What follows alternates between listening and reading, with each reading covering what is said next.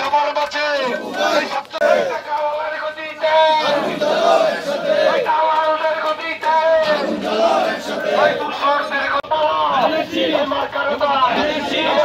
Video video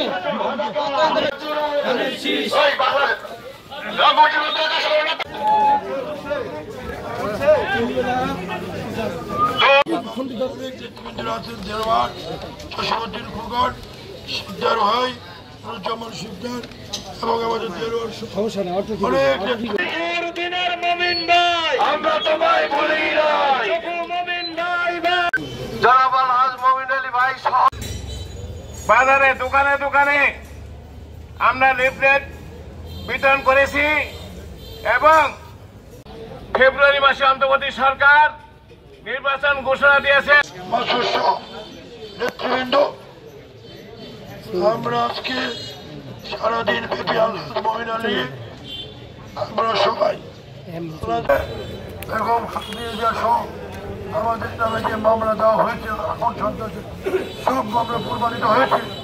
Awami লীগই এই সময় আগুন সন্ত্রাস করেছে, আমাদের নামে মামলা দিয়েছে।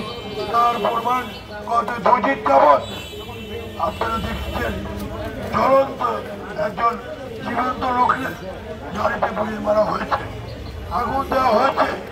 তার মানে তারা তাদের পুরানো খেলা শুরু করে দিয়েছে। আগুন সন্ত্রাসের দোষর, ওসব লোকে মানুষ পছন্দ করে না।